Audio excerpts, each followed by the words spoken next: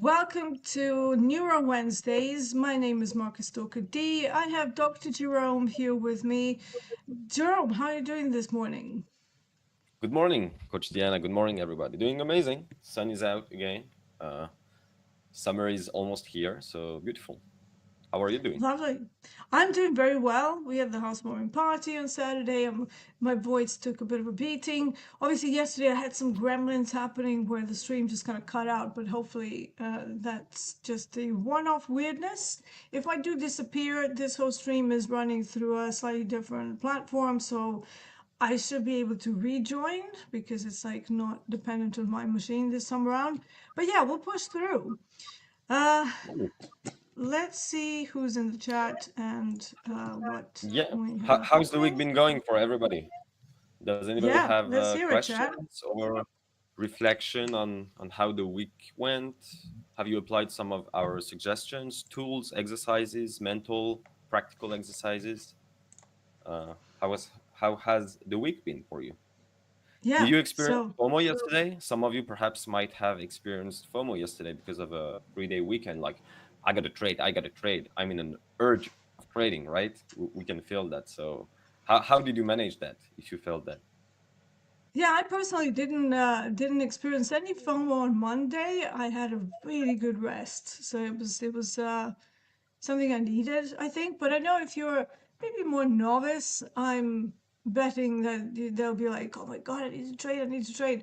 And it's like it's a holiday day. I mean, yeah, sure, you can get a zombie rally or something, but for the most part, uh, those um, those types of days tend to be much quieter. So let's hear it, chat. Um, Lido says, Jerome is here. I got to do my meditation visualization. Yeah, that's always There we good. go. Lido says, tried to short yesterday, did very bad. Hmm. I had a decent day yesterday. I was trading mainly copper.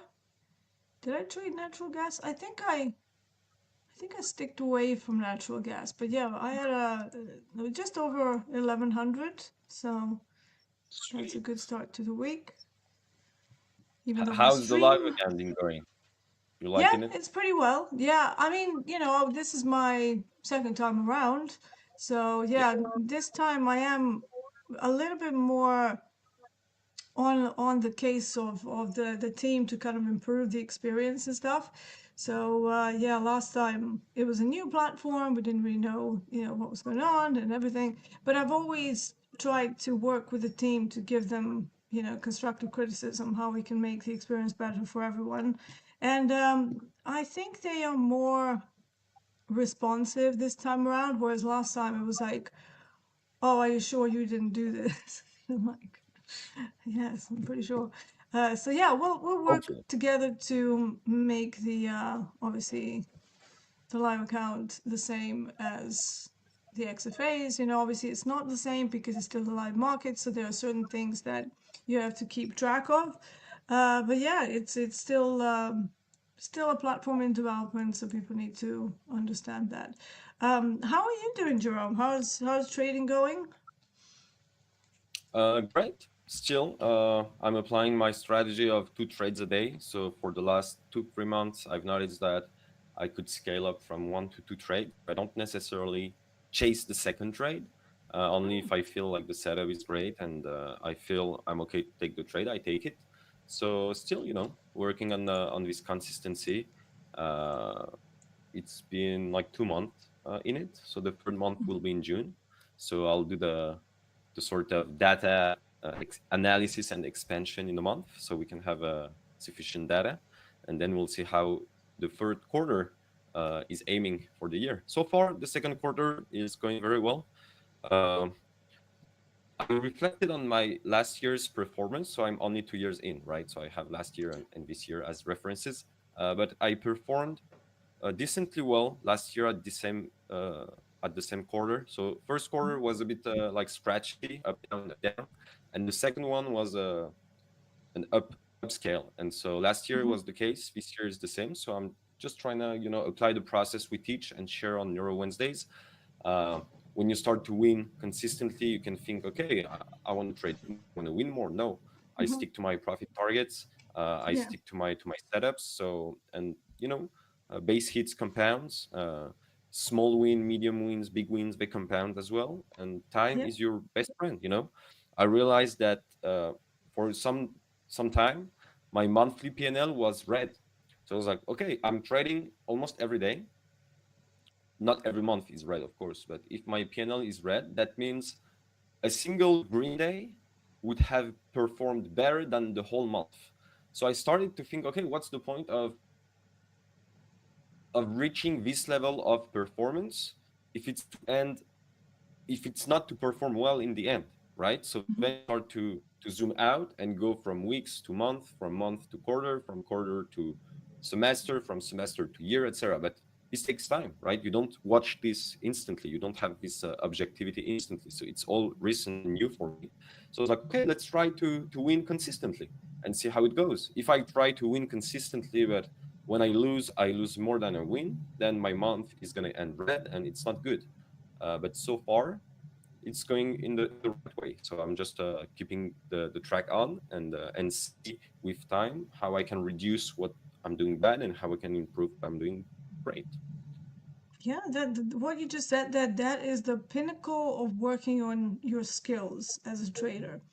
I think many people zoom in too much into the day's performance, and they get really upset when they have one losing trade. And that's usually because they lose so much that that one day or one trade really hurts them. But if you, like you say, zoom out and you stop looking at everything down to like the last minutia, you suddenly get an entirely different picture. So in that regard, one losing day, even if you go on a little bit of a tilt and it's a little bit bigger than what you expected, it really shouldn't hurt you in like the entire month or a quarter, whatever you're doing. And if it does, I would probably argue that the positioning is maybe not consistent, or maybe that the win rates are not high enough, right? So, or that the risk reward is not high enough, one or the other. Obviously, those two components, hit rate versus accuracy, they work in a fine balance with each other. So you have systems that are high accuracy but lower risk reward, and then you have higher risk reward and lower accuracy. But when I say low accuracy, people always default to extremes of those two instead of focusing on something that is like the golden middle. You can be, 68% hit rate with a mildly negative risk reward of 0.8, 0.9, and sometimes even mildly positive 1.1. That's a winning system, right? I have no issues with that. You can also have medium accuracy and medium risk reward. So let's say, like myself, 43% ballpark over the nearly 2 decades of me doing this. And then a decently positive risk reward of 1.7 to 2.3.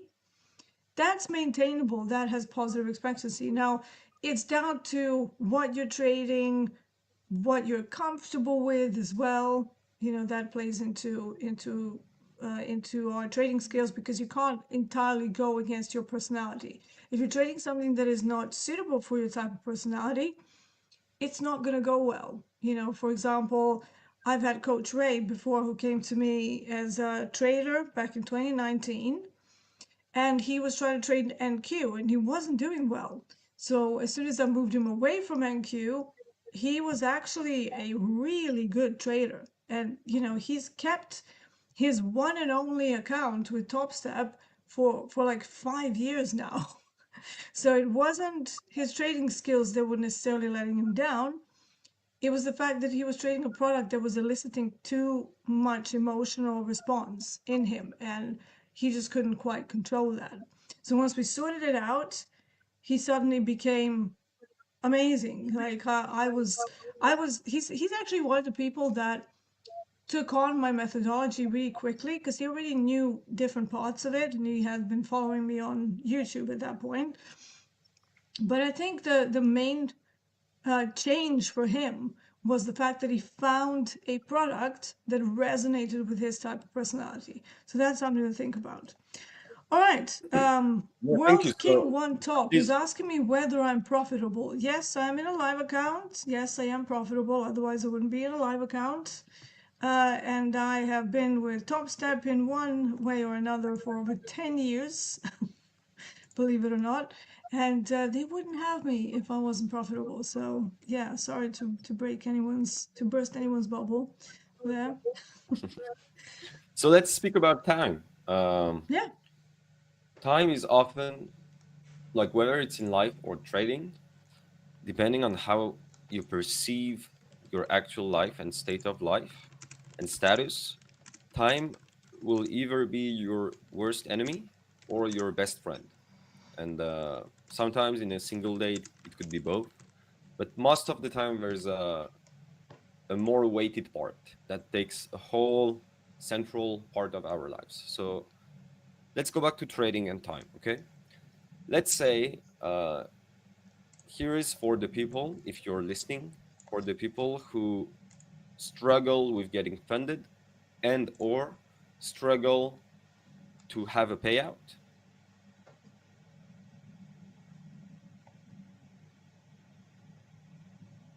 Did we lose Jerome?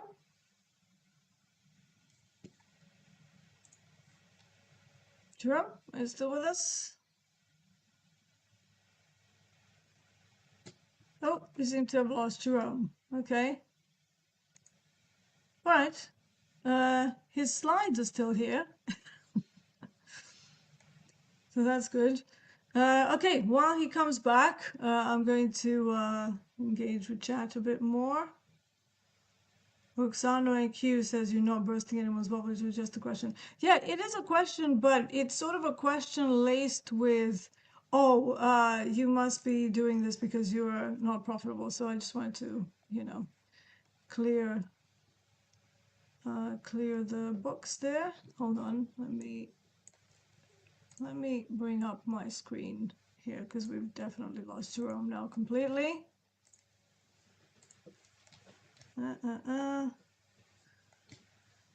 I had to switch off one of my big things. We're back. Sorry. You're back. Yeah, we are doing some construction in the streets, and I forgot to change my connection, so I just switched because they cut it. That's all right. My That's all right. apologies. You're Um, back. so we were speaking about time. So I guess it cut when I described the three types of people that would be for. Yeah, So for the people the who one struggle to struggling get with it. funded, Okay, it's just one thing. yeah, Can you share your slides again? Because we seem to have yes, lost yes, them it's as well. processing. I'm Yeah. I'm uploading them. It's processing. Okay. Thank you. So basically, what I noticed on my personal experience and what I noticed on other traders is that whether it's because of the trading industry environment, so social networks, or whether it is because we put expectations at a certain point. At a certain point doesn't mean too high, but it means it doesn't have to be there. Let me explain. Some people, they absolutely want to like get funded in a couple days, not necessarily two, but sometimes three, four, five, six, seven. Some they take like weeks or months. Like there's no right, or in my humble opinion, there's no right or wrong way to get funded. There's only wrong ways if it's not a fit to your trading personality and experience and like capacity to trade at a funded level. If you buy a challenge and you're like all in 150K account, you get 4.5K. The next day you do the same. Oh, congratulations, you're funded. But if you don't know how to trade, you can blow the account in a single day, right? So let's get to a second example. How to get to a payout. One thing that like really messed up with my mind is that I absolutely wanted to get a payout every 5 winning days. Every 5 winning days. But why is that? Is it a mandatory condition to get a payout every 5 winning days? No, there's nothing such like that. Topstep tells you every 5 winning days, a winning day being a day more than $200 of profit, Mm-hmm. then you are eligible for a withdrawal up to 50% of your balance. So basically, what happens is that there's a lot of people, and I've been there, done that many times. that, let's say you are 4 out of 5 winning days. Okay, how many of you have blown your account on this particular day because for some reasons your mind was like, can't mess this one, I can't lose this one, and for some reasons you lost it. You lost it, and perhaps you blew the account, perhaps not. But the next day, if you didn't blow the account and you ended in a hole, in a drawdown, whether it's big or bad, most of the time it will be bad. Then most of the time people will try to make back the hole, right? And what happens in 95% of the time? They blow the account if it wasn't done the prior day, and then they reset the loop. And then when they get back to funded, they have this trauma. They're like, dang, I had 4 out of 5 winning days. I was eligible for a 12K payout and I blew it all. Like, I hate myself, like Yeah, self-image lower, like negative everything we self tell talk. here, Yeah. self-esteem lower. And then you try to make it back. So you try to rush the challenge, you try to rush the funded level, you try to rush the payout, and guess what happens most of the time? You fail again because you don't follow the process. You chase a past failure. And this past So failure, because you didn't reflect on it. Yeah, sorry, just looping the yeah. closing the loop. Because you didn't reflect on it, left an emotion you don't agree with. And because you don't accept this feeling, this emotion, this trauma, it's like a PTSD. You're like, I don't agree. This, like, not to me, it doesn't happen to me. So, yeah, sorry, go ahead. Yeah, so with to apply some realism to how we can prevent ourselves from doing things like that. If you've had a pattern of blowing up one day before the payout, why not get ahead of that with the risk tools that we have? So here's something that I advise to my VIP coaching. Instead of sitting down on the day to set your risk settings, why not set them at Globex Open the previous day? That way, even if you have a losing day, at the very least, it will be controlled. So you can get ahead of that behavior. So we cannot trust ourselves to control, and people who only put the risk controls on like liquidate rather than liquidate and block, to me that's not good enough, because when the date doesn't go right, you're going to start moving that daily loss limit or the number of trades that you want to do in a day, or whatever risk setting you have there, or blocking out, for example, if you really want to get a payout, going to full NQ is probably not going to be the one, because all you need is just one more day of over 200, right? So what I would advise people who have this pattern is to block out the symbols for full contracts, ES, NQ, HG, and only go to micro versions. Then also set a reasonable daily loss limit, and also set the trade limit for the day based on an average number of trades you do based on your previous performance, right? The night before or the day before, it depends on where you're located in the world. That way, that next day, even if it doesn't go well, at least it keeps you in the game. But at least you're also not trusting yourself to do all of this while you're malfunctioning, because that's what happens. You malfunction. You're like, I really want this payout, and then it doesn't go well, and then you just kind of unwind into this ridiculous behavior that causes a full blow up, not just a little bit. Because when I have a bad day, to me, that's like, oh, lost 2K today. Ugh, don't like it. But I'm also capable of making over 2K, the very next day or next couple of days, or, it's not a big deal. And to be honest, as soon as I get to about minus 1500, minus 1800, I'm like, you know what? I should probably give it up. I don't have that. I have to keep going. I have to keep going. Of course, I fall into it every so often, but I recognize it and I just go, okay, this is not the day.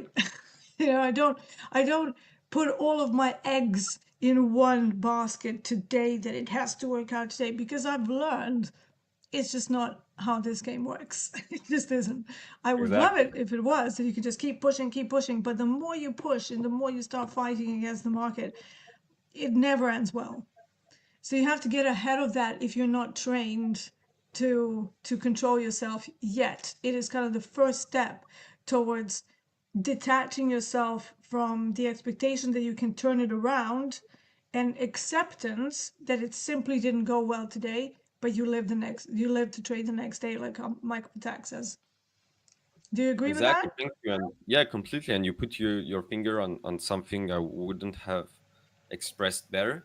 You said realism, and Yeah. it's exactly this. So some people said I would make 200, then lock the account, and then make it to a fifth in XFA, then boom, a small loss. Or the stress of needing to make real money is really the biggest thing that messes me or you, and that is wrong. Sorry, Lido, but it is wrong. That is wrong. That is the belief you believe to deny inside, to make a denial inside, because you're denying. What are you denying? You are denying the fact that when you blow up, you don't have a payout, but you blow up because you chase the payout. So let me give you an advice. Some of you will follow it, some of you won't. The next time you are 4 out of 5 winning days, the next day, do not trade the account. Lock it instantly. Lock it and trade it the second day. This break day can save you and will probably save you if you are in the situation of blowing accounts at the last payout day, because everything you will think during the fifth day will build you. If you see a trade and it's not a win but you didn't take it, you'll be like, oh, thanks God I didn't take it. If you see a trade but it would have been a win, let's say, uh, you should not think, oh, I should have taken it, blah blah blah. You should apply the concepts we share here, and you'll be ready for tomorrow. You'll be like, okay, my process is working. I'm learning. This is like positive data sampling, and you'll get even more ready for the next day. Trade for tomorrow, like you said. Opportunities are here. The market was here before us, and it will be after us. So I truly think that observation of something playing out as you intended it to, as your plan says that it should, is actually a highly underutilized activity. We all want to be in trades, constantly doing stuff. But even if you're not in a trade and you observe the setup that does work, that's as good as you being in on the trade. Why? Because your plan is working, like you said. Put that in the journal. So see exactly how it played out. Most of you have an idea of, you're not completely intuitive, even if you're not a super systematic trader, but you know what a good setup looks like. So if you've observed it on the days when you did lock out because of this reason, in an effort to get ahead of the pattern that you keep repeating, put it in your journal. It's just as valuable. It's experiential data. You don't have to be in a trade to put down would have worked breakout of IB long. It happened. It's the fact exactly. that you weren't in on it doesn't really matter, right? Because the next time it appears, you will know the data behind it. You will have some probabilities and go, oh yeah, on that day that worked. I wonder how many times that works. Rather than getting locked in and, oh, I always suck, or I always blow up. It's like, why don't we, zoom out, get a bird's eye view, and then anytime you observe a good setup you're not in, don't pine over it. Just say, awesome, one of my setups would have worked. Why don't we flip it to positivity rather than negativity? I'm not in on it, boo.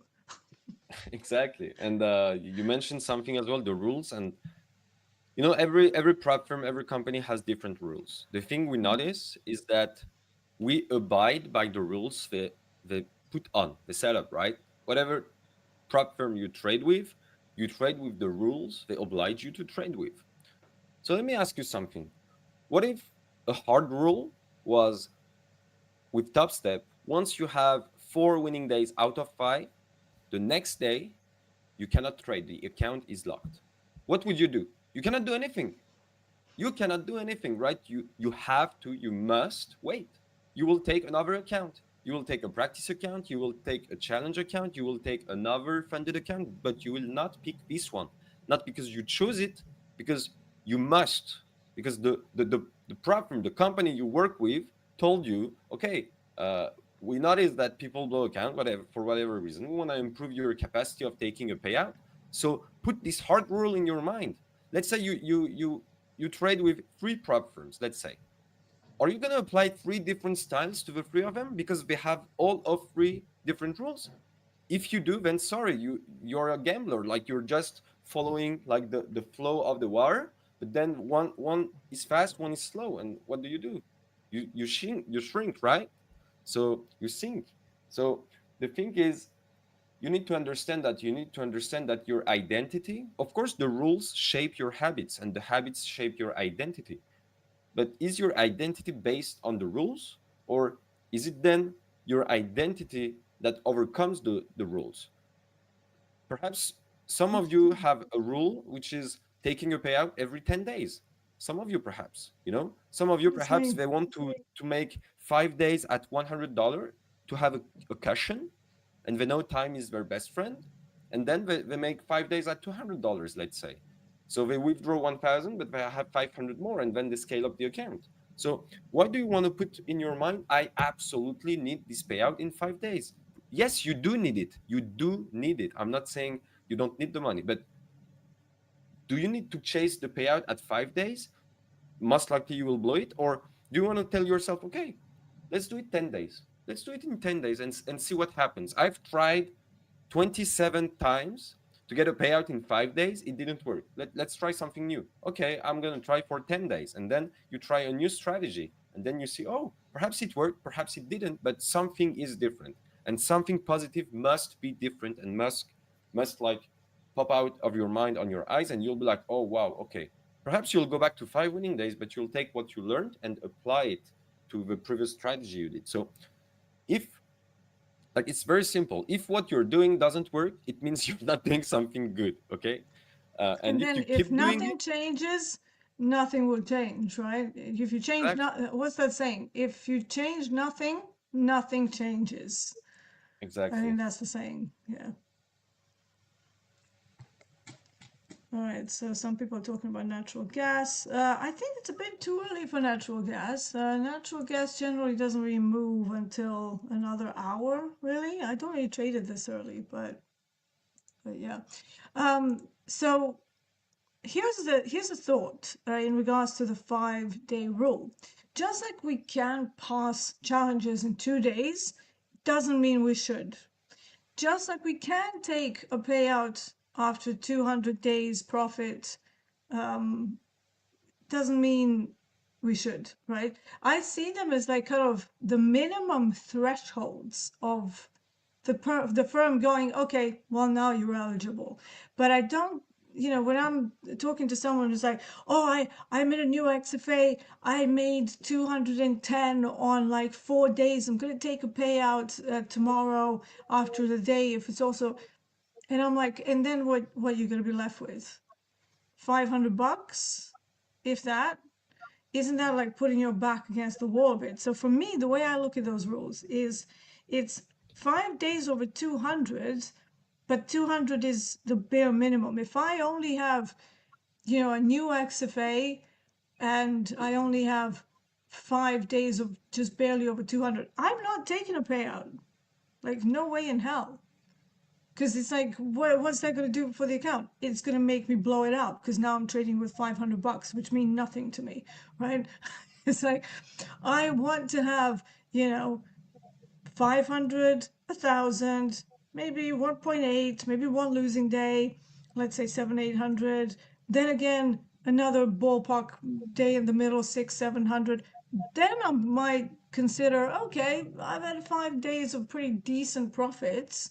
Let's take 20% of that. I will also not take 50%. Like people have seen me take payouts and the balance is one thing and I'm only taking like when the balance is 14K, I'm only taking 3 grand out because I don't want there's a buffer, there's a building buffer stage that cannot be taken for granted because that will put you back against the wall. Taking out too much. We've seen Rafa, who's generated like over 400 grand in a single year. He took out so many payouts that the account size dwindled because he got into a drawdown period and then it was gone. And yes, he held on to it for a year, but that's what happens. You can take out too much. You have to see what sort of a buffer your system needs in order to weather the drawdown periods that will inevitably come reasonably comfortably, if there is such a thing. But yeah, all of these guidelines, 5 days of over 200, pass in 2 days, I just see them as minimum thresholds. I do not see them as, oh yeah, I'm eligible for payout, let's do it. There's more to it. There's a situational thing that has to be taken into consideration when looking at bankroll. Yeah, completely. And that's Yeah, why people succeed, and that's why people do not succeed. They are stuck in a mindset, yeah, in a loop. they have expectations too high, or it's like you want to go to the UFC or the MMA, the UFC, sorry, but you can't compete in your national like fighting like championship, let's say, at a decent level. So Yeah. you expect too high. That's not the main problem. The main problem is you don't recognize that you are not a fit for that, and you need room to grow, Hmm. and that's what people struggle with. They think if they take a payout in 6, 7, 8, or 9 days, or 10, or even 30. I mean, if you don't take a payout Once every a 30 month. days, and if I take a payout every 30 days, I perform better than you. That's Yeah. the truth, and that's the harsh truth. Traders, retail and independent traders, more independent as us, uh, don't want to speak about. One of Hmm. there's a lot of harsh truths. How many of you have traded for years, or at least a year, and have noticed you have more red months than green months? If it's so, calculate the average drawdown you get every month. Let's say your average is down 6.5k, let's say, or down 2k, or down 1k, or down 10k, whatever the amount is, and do the same with the positive months. Okay, on average, are you up 1k, 3k, 5k, 7k when for the month you're up? And then make a test for the next month. uh, Once you pass the positive average fresh like profit, monthly profit you get, or the negative average drawdown, monthly drawdown you get, then stop trading for the month, or at least the week. But if it's Friday, it doesn't count. You need to wait a week more. So stop trading, make a break, and see how you start thinking. And perhaps if your average monthly profit is 2.5k, in a single week you will have achieved 3.5k. You will stop, and then you will be the whole month thinking, oh yeah, I could have done more. But the whole month you will have thoughts telling you, but I'm up, but I'm up. And you will feel how good it is to be up, how good it is to be up. And then what do you want to do? You want to reproduce this feeling because it felt so good that you don't want to lose it, and you want to reproduce it. So what do? You do the same the next month. If it happens to be a green positive starting, then you will be able to do the same. You'll be like, okay, I'm up 3k, my average is 2.5, I'm out. I'm locking, I'm not trading for the month. Who's going to take your hand and put it on the mouse and click it? Nobody but you. So if you are disciplined enough not to do it, you will pay the results of it. But if you don't, you will pay the consequences of it. If you want to try, people like to try, but they don't like to pay the consequences, then you will pay the consequences. Okay? If you want to try, take another account. That's the power of having multiple accounts. That's why Yeah. I love trading multiple accounts with Topstep.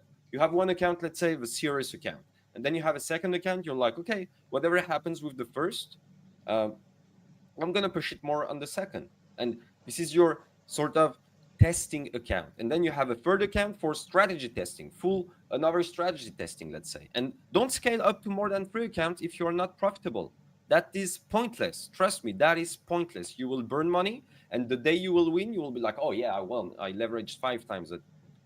What was the risk, So right? wake up AI as a yeah, maybe slightly missed the point. So why should I not trade for a month if I make money? What's the point? Who pays bills? So this is not for people who are able to generate cash throughout the entirety of the month. This is the people who have an average of only, generating a certain amount and then not stopping for the month and keep going, and then they lose it all and end up in a red month. That's what Jerome is trying to, Yeah, and trying to also, get sorry to people. interrupt. Trader Ken said it's the truth, but let's not belittle the little traders. Rent is due every 30 days. Blah blah blah. Sorry for saying blah blah blah. The thing is, uh, I don't read the next of the sentence, because if you trade for paying rent, if you trade for paying bills, if you trade to make money, you are wrong. You will not succeed in trading. Trust me, 100%. I'm gonna bet money on the table. You will not succeed.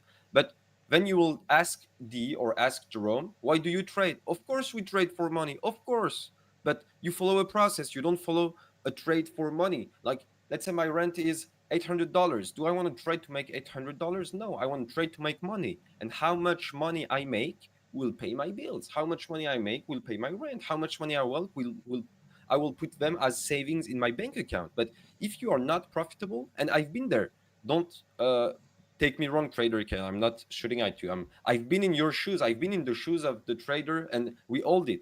In the shoes of, okay, I need to trade to pay bills. I need to trade to pay rent. I need to trade to have this correlation. But that's the wrong mindset. As The long wrong as you mindset. don't Yeah. exit this mindset, you will be Hmm. wrong. You will be 100% wrong every time, every month. You will win some days, but you will not be profitable. Like the life karma energy, not this, but like the trading, like the market will humble you fast enough to make you understand that, yeah, you should not chase this. Yeah, so here's my experience with going full time. So when I became a prop trader in 2013, I was already profitable, but as a swing trader. And then I ran into a year where my market changed and I decided to make trading my career. So I gave up the music industry and I decided to go full force into prop trading. And unfortunately, what happened is that like I was profitable, but it was so haphazard because I knew that I had to pay bills out of what I was making. And it was a lot more difficult than when I had my music career that was bringing in money and then just trading for more money than when I just decided to become a prop trader and nothing else. Suddenly, that one trade that doesn't work out, it just does stuff to your brain. You're just like, oh, how am I going to pay my mortgage?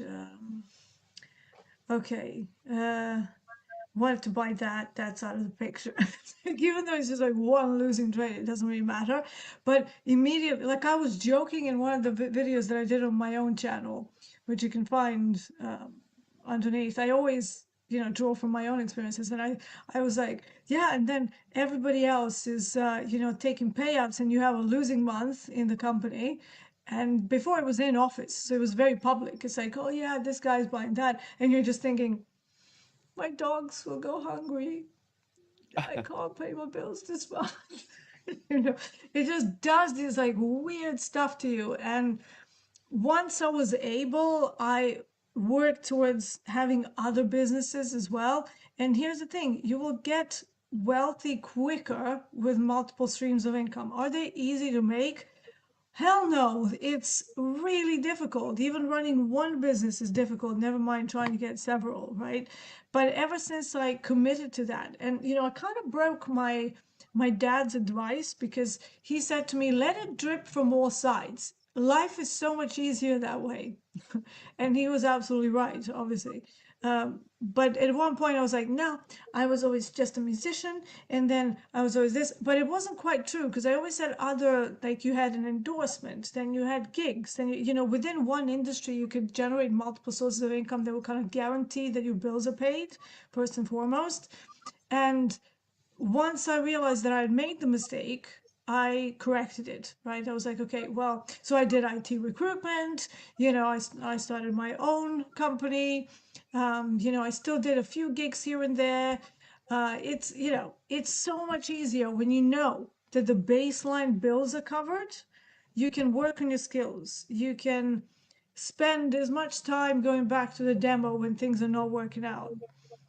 You don't have to think horrible thoughts of what are my children going to eat. I don't have children, I have dogs, but you know people who do have children, I can imagine it would be a huge worry. It's like I have to provide for my family now. That's not going to happen. It's just such a negative mindset to be in, and I struggle to see how that would be beneficial for future skill development. You need to put your brain and yourself in the mindset where it will allow you to grow as fast as possible so that you can get to a point where you're generating so much cash that any sort of bills that you have are so minor in the grand scheme of things that it doesn't really affect your mindset. That is the point that everybody wants to get. But at the same time, not everybody wants to get to, making, 50 grand a month or something, so that your rent of like 2 grand is not isn't, you don't even notice it. Not everyone wants that. Some people are perfectly happy making 8 to 10K a month. That provides for a very comfortable existence, and everybody's different, right? So you have to see where you stand and what your goals are in all of that chaos. Exactly. Thank you for sharing that. I mean, trading can and will, I repeat, trading can and will change your life if you stick to it and if you are disciplined enough. What does disciplined enough means? It means if you need money and you trade for money, obviously, don't trade with the perception intention of making the money to feel a need. You know you need the money, okay? I'm never gonna say you I don't need money. I'm profitable. I need money. I mean, who doesn't, right? The thing is, do not trade, do not engage on a day-to-day basis with the intention of needing the money. You know you need the money. You know deep down you need the money, right? You know why you are trading for. So if you have a family, this is your why. Your why, your burning desire. Why are you trading? Are you trading for buying cars and flashing and flexing? If it is so, then this is your why. My why is my family. My why is to retire my parents. My why is to secure my brothers and sisters' future. My why is to build a future for my family. My why is to build a generational wealth if God wants, so they don't have to work their whole life like most people do in the society. This is my why. And when I'm in front of the chart and I have my rules, if I don't respect my rules, I have the people I love, my why, in front of me, and I tell myself, okay, I made the mistake, and if I make a mistake, if they're gonna pay for it, right? If you have a relative that is sick and you need the money to pay for their bills, it's a huge pressure.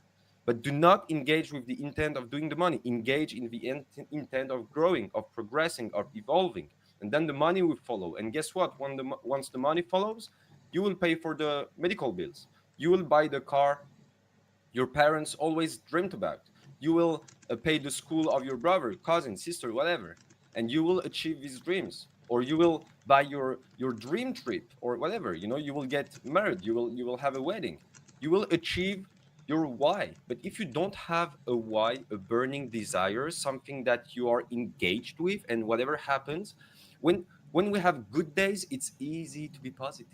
But when we have bad days, it's so harder. So when you have bad days, your why is your connected faith.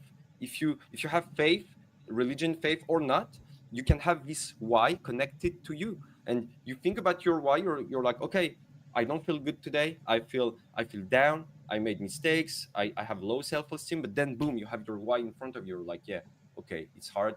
But then you're like, okay, I'm doing this for them. They believe in me. They know it's not gonna work now, probably, but it's gonna work. I can't lose. I can't surrender. You can break out. You can make a break. I did 3 breaks of several months each break. Do you think I told myself I'm a failure? No. I realized it wasn't the right timing. I realized I will come back. It wasn't just the right moment, right? It's like a competition. You compete in sport, elite sport, and you're the last of the competition. Are you gonna quit the discipline? No, you're gonna be like, I'm gonna work harder. If you quit, you quit. Then you're a quitter. But if you're not a quitter, you're gonna keep working hard and smarter, right? And then you're gonna make another competition. Perhaps you're not gonna win, but you're not gonna be last, hopefully. And then you're gonna improve and grow up the ladder, right? And that's how you will achieve your dreams within trading and without trading. But for trading, that is how you can stick to your discipline. Nobody's gonna make you follow your rules but you. And who are you trading for? When you lose, who's gonna pay it for? If you're alone, then pay it alone. But if you trade for people to provide for your family, environment, think about them. Very good point. Yeah. Let's see what the chart is saying here. I'm trying to keep up with the chat. Yeah, chat is Okay. quite active today. That's nice. Yeah, yeah. And I think they're just We sharing their experiences and stuff. So Greg is only focusing on the technical side of things. Understand chart. I agree. 2, patience and risk management. So here we go. Patience, not necessarily a problem when you're dealing with fight or flight fight or flight response, right? So patience goes out the window because your brain switches from prefrontal cortex to the emotional side of you, to simplify things. And 3, avoid over leverage. When you're in fight or flight mode, which many traders find themselves in, especially when they blow up before a payout, it's a survival thing. It's not a discipline thing. We've spoke about it before on your Wednesdays. It's not a patience thing. It's not a discipline thing. It's a survival thing. Completely different, right? Where your brain disengages the rational part of you and it's just trying to survive because it can't tell the difference between actual death threats and some money lost. It sees it as the same threat to your life, threat to your personal identity. So just by focusing, like this is why we decided to do Neuro Wednesdays, because too many people only focus on the technical and throw out things like patience and discipline as if it's like, it's kind of like somebody being overweight. And we now know that being overweight is something to do with the hunger signaling not going right in their brains, right? So their bodies are not functioning in the same way as skinny people. And then you say to somebody who's overweight and clearly struggling, they're like, oh, you just need to eat less and move more. It's like, if it was that simple, we would not have overweight people and obesity epidemic. Similarly, same thing with trading. If it was so simple, we would not have so many struggling traders who cannot reach a payout stage for the life of them, even though on paper, when there's no stress and no real danger, they do really well. So we cannot just focus on the technical side and just saying things like patience and discipline. Oh, that's all you need. There's a deeper problem there. And that's exactly what Jerome and I are trying to give you the knowledge of how the brain works and how you can get ahead of some of the bad habits and bad behaviors. Oh, Exactly. so our friend Streevy is back. Yeah, Streezy, Ooh, I think. Yeah, yeah. So Streezy, I'm just gonna say must shop at Alibaba quite a bit because he seems to be very familiar with their inventory. So, personally, I have some more refined tastes, but hey, if he thought that's gonna hide who he was, that's nice. quite funny. Quite funny. Yes, yes, she did just say that. She did just say that. I like to call out people who are being ultra rude for no reason whatsoever. Anyways, let's move on from our friend Streezy, who's trying to create new accounts just to troll me, which I'm so honored, man. Like, I'm so honored to actually have a troll who will go through that much effort to come I mean, and I don't troll. know how people don't understand we have a bulletproof mindset, and Yeah, like we live rent free in their heads. I don't know why they fit I their know, minds right? with Yeah. It's like next satellite. he's gonna be creating websites dedicated to me. Yeah, but guess what? We Yeah, love you guys. I mean, I love we you. love him. So Yeah, yeah. Troll or not troll. Um, yeah, I mean, of uh, course. If you troll us, that means you pay attention to us. So I love you. exactly. Yeah, exactly. So anyway, All right, let's start. yes, Yeah, the go. session. So today we'll speak about the TPN. So we've spoke about the DMN, and you will see the DMN all over the internet. If you type DMN brain on Google, it stands for default mode network. So literally, it's our default mode network in place. And through meditation, through mental practices, through training, you can change the structural networks involved activity wise with your daemon. And you have a TPN, a task positive network. Okay. So basically, it's the brain's execution mode. Remember, our cognitive center is mainly on the frontal cortex, mainly the prefrontal cortex, PFC, and the DLPFC, the dorsal lateral PFCs, are precisely the place for decision making. Okay. So basically, the TPN is activated when you're focused on a specific goal or task. Okay, it shuts down wandering thoughts and sharpens precision. So let me give you an example how this works. You pick a place in your on your screen. Okay, it can be a corner, for example. It can be a colored point, whatever it is. You fix it for 10 seconds. Like, you just fix the point. You don't try to fix anything else. You just fix the point without thinking about anything. Your goal is to mainly fix the point. Congratulations!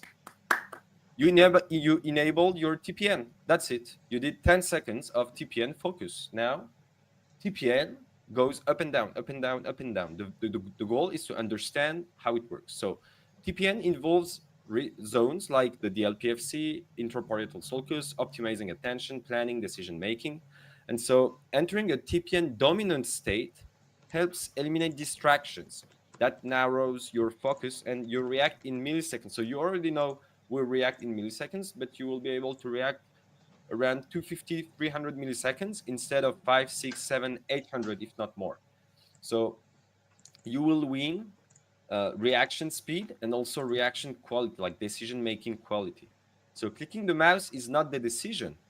Your motor and sensory cortexes, they send the signals, and your brain made it 300 milliseconds earlier, right? So you're just sending the signal. So with the TPN, practicing TPN focus will help you, or might help you, um, practice what we call time compression. So time compression increases decision quality. So what is that? Under pressure, your brain either compresses time efficiently or collapses under it. So basically, under pressure, you either give ourselves to the pressure, or we are able to step back, to breathe, to maintain our posture, and remain calm, aligned, and present. And then you compress time efficiently. So time is time. Time uh, doesn't go faster in Argentina compared to Japan. Okay, time, like, flies the same. It's just our perception of time and what time is, right? So elite performers, usually in sport, they often relate experiencing time as slower, and their brain integrates more DPS, data per second, because of a reduced interference. And some of you perhaps might resonate with that. You have what we call the flow, or the zone, when you're like locked in, you're fully focused, and you're in your zone. And that is time compression.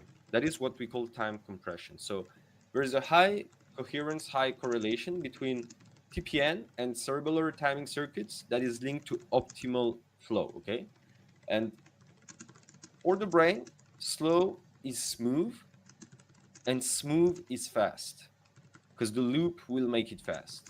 So slow is smooth, but once you have the neural networks in place, smooth is fast because everything is wired. If you don't have the wiring, then you'll build it. But once it's built, you can feel yourself going faster. So then what you need is understand how you can prime, how you can narrow your mind, right? How you can be more better, like you can be more of what you are today, how you can be better. So you can prime your brain to say exactly what it needs and nothing else. If you were here, or if you've watched the replays, or if you just know it, the previous sessions, you know that the brain doesn't make the difference between fiction and reality. And this is thanks to the reticular activating system, the RAS, RAS, that filters on average 11 million inputs per second. Okay, so on average you filter, let's say, 10 million inputs per second, but you consciously process 50. Guess where all what's left goes? It goes to your subconscious. It goes to what defines your filters, your perception, what you think about life, what you think about people, what you think about society, what you think about caste, what you think about money, what you think about all the things that define your representation of the external world. And all these inputs we get in our brain, they get processed automatically. Okay, and so you make assumptions. If you believe 1 + 1 = 2, I'm going to tell you 1 plus 1 equals 7, and you're going to think, no, this guy is stupid. My math teacher taught me 1 plus 1 equals 2. I'm not going to think about you. I'm not going to listen to you. This is cognitive dissonance. Who's right, who's wrong, we don't know, but there's cognitive dissonance, right? So what you prime before your trading session becomes what you perceive. This is bias, and bias can be trained. Let's say you think the market is going to go up. Are you going to take longs only? Perhaps you might be right, but what if you're wrong? How can you recognize if you're wrong? How can you trade flexibility of bias? Let's say you think the market is going to go up and it looks like it's going to go up. Until what point, until what structure, until what until what point do you tell yourself, okay, obviously the market's not going to go up anymore. I'm going to reverse my bias and I'm going to look for shorts, or you're going to look for a bounce. But if obviously the trend is down, we don't advise counter trades, but that's up to you. So as a morning like exercise, you could tell yourself every single morning, today I will see structure and flow. Tell this to yourself and see the difference. Instead of telling yourself, today I will get my fifth winning day. No, today I will see structure and flow. What you tell yourself define you, like it guides you. It builds whatever field you want to work from. What do you think about this, Coach Deeyana? Yeah, so I just wonder at what point do you, how would I put this? At what point do you feel that the bias is hurting you rather than stepping into the market with pure objectivity? I know it's difficult to do that, to just step into the market with no bias.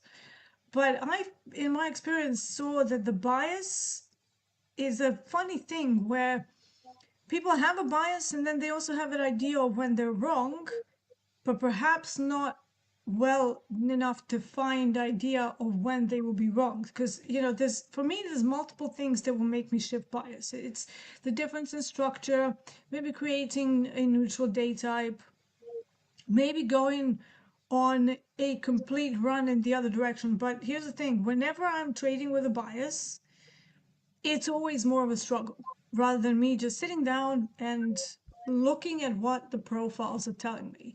Are we extending initial balance higher or lower? Is it a double break or a single break? How far away from value we are, if at all? Is there VWAP? Are we above it, below it? Is it flat? Like all of that brings me objectivity. So I guess my question is, should we even train bias? Is it like, how would you approach that issue? Because for me, I've seen bias just completely decimate people. Yeah, Even very if they're nice. Thank wrong, you. it goes So, wrong. Yeah. yeah, the thing is, so the first thing is the process. If your process involves believing in your analysis, then if you believe the market is not like, same example, you think the market is going to go up, you stick to this because this is your analysis until you don't anymore, right? So the thing is, and you mentioned it, this is crucial. You believe in a bias, you believe the market is going to go up, but you believe whatever happens, if these happen, the market is not going to go the right direction you think. So the question here remains, do you have the same belief in both boats? How confident are you in believing your bias, and how confident are you in believing the elements that will tell you the market will not go the direction of your bias? Is it clear enough? It's a bit complex, but if you don't have the same confidence in both, that means, what does that mean? That means you think the market is going to go up. The market is going up. You think that if the market does this, and this, the market is not going to go up anymore, it's going to go down. What happens is the market does this, and this. But your belief in your bias is higher than your belief in the reversal element. So what do? You hope. You hope that the market is not going to do this and it's going to do the other way around and it's going to go back to your way.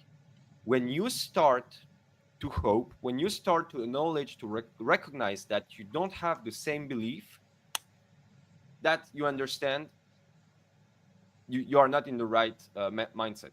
Okay, that you can be sure. So what you can do is either exit the trade or assume the consequences of not exiting the trade. But if your plan was like, yeah, to reverse, and if you recognize you are not reversing while you should, then instant reverse. Follow your process. Whether you lose or win, you will celebrate your process, right? You will celebrate your behavior, not the PNL.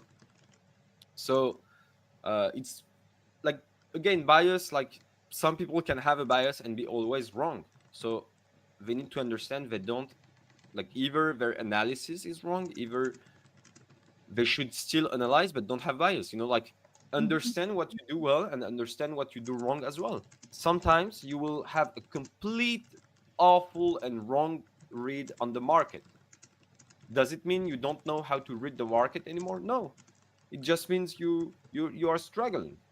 So understand how, when, and where, and like how intense you and what elements you are struggling with, and it will help you. It will help you more than what you think.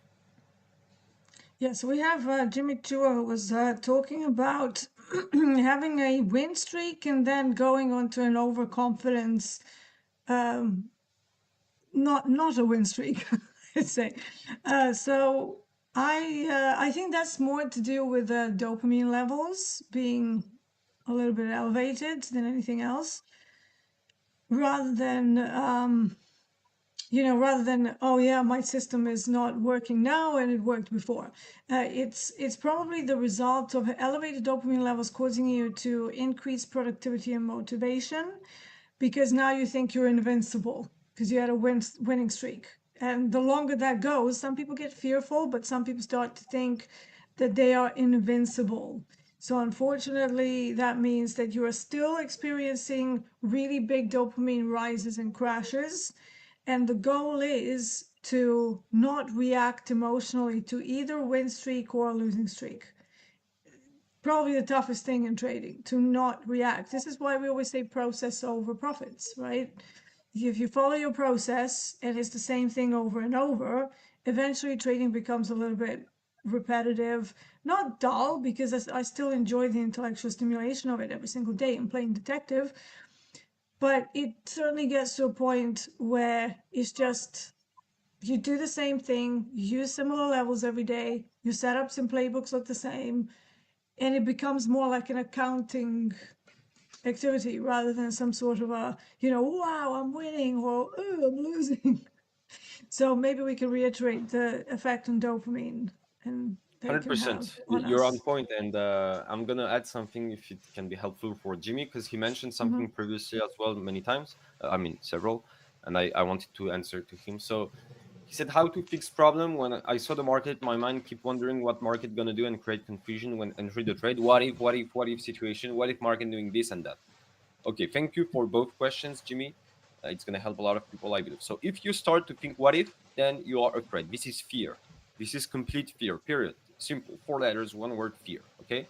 If you are afraid, there's several reasons around this fear, and I advise you to check the slides we're going to share on Discord and get from the beginning and perhaps watch some replays. We've been through fear and trading, but the thing is, indeed, Dee explained it perfectly. Overconfidence comes from the dopamine. Okay, so you think you know how the market moves, but on your previous questions, you think, what if the market does this? So you don't know what the market's going to do. So depending on what state you are in, Jimmy, one state you believe you know what the market's going to do, one state you are afraid of what's the market going to do. What does that tell you? That tells you one state you are overconfident, the other you are underconfident, you are afraid, right? So in both cases you are struggling. So the solution here will be to, for example, practice every morning, every day, multiple times, identity anchor. I am progressing. I am learning. I don't know what the market is going to do. I am reacting from the price. If you think something is going to happen, develop on your thinking and then be like, okay, this is my thought. This is my analysis. And this is why I would enter the trade. This is why I would exit the trade and follow it. If you have a plan, if you have an analysis and you don't follow it, I mean, you enter the trade, but you don't follow the other rules, then what is the point? What is the, is there Anyone here coming every Wednesday, not applying single advice we share, yet keeps failing? I mean, if you are, please either stop doing that or either stop watching us. I mean, the goal of these sessions is to help you take at least one practice or one concept or one thing or more to apply it to your daily life and trading. But we get through everything. We get through everything here. But of course, we only have a couple times, so we get through this progressively. But whether you win, whether you lose, whether you stress, whether you FOMO, whether you FOBO if you're better options, whether you lose after a losing streak, whether you win after a winning streak, or vice versa. Like we cover almost everything. Some points in depth, some points less, some points more. But yeah, we try to cover everything. So thank you for asking questions, because these are the questions that help us to cover some points we might have superficially covered before. Yeah, So I hope it helped. thank you. So how to do the network switching from wandering to winning? That's exactly what we covered, right? So the DMN and the TPN are antagonistic. So DMN, default mode network, TPN, task positive network. So they are antagonistic, opposites. So switching between them with intention is like a superpower. We, by superpower, I don't mean only a few people can do it. No, once you master this ability, I mean, I'm not going to employ master. Mastering is a whole different stuff.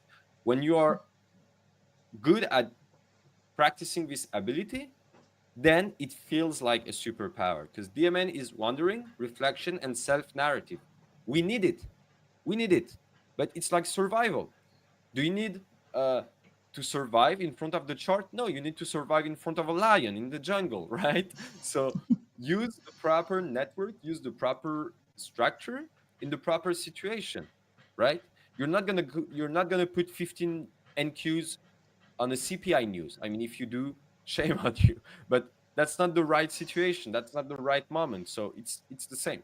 DMN is for wandering, reflection, and self-narrative, and TPN is the network for attention, execution, and flow. Okay, so find your balance. Use DMN between trades. So journaling, mindfulness that enables the DMN part. Then actively switch to TPN at entry zones when you know your setup is printing. It's about to enter. You're about to be ready to enter. You don't need to enter, but you're about to get in your calm, aligned, present zone. You need to be able to take the trade, right? So switch breath, like 4 seconds inhale, full body stretch, full body, and then you're like, okay, I settle into my posture. My spine is straight, okay, my feet on the ground, I can feel my feet, I can feel my breathing, etc. Like you're anchored, okay, and then boom, you enable the TPN. Perhaps it's going to be active for 1 minute, perhaps it's going to be active for 5 minutes, perhaps it's going to be active for half an hour, yet it's going to be active.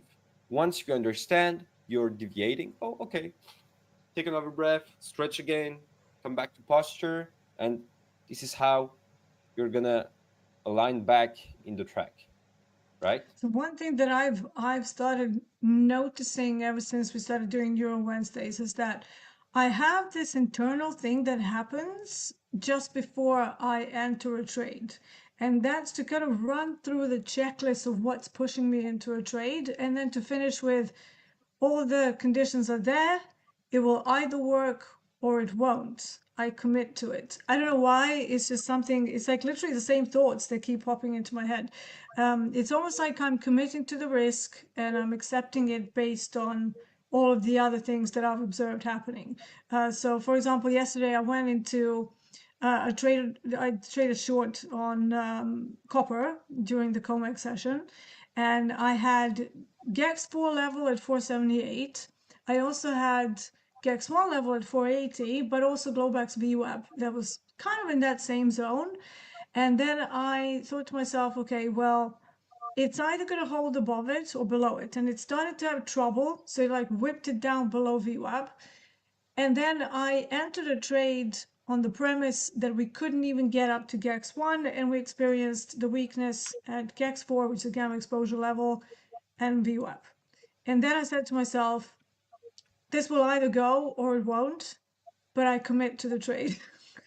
You tell me why does that work to kind of anchor me without me having to go, oh, is it working? Oh no, let me get out. Oh no, let me get back in again. Oh, let me get out. Oh, is it working? Is it not? It just literally anchors me to a single direction that I picked without kind of wandering around and just going, oh, is this the right thing? No.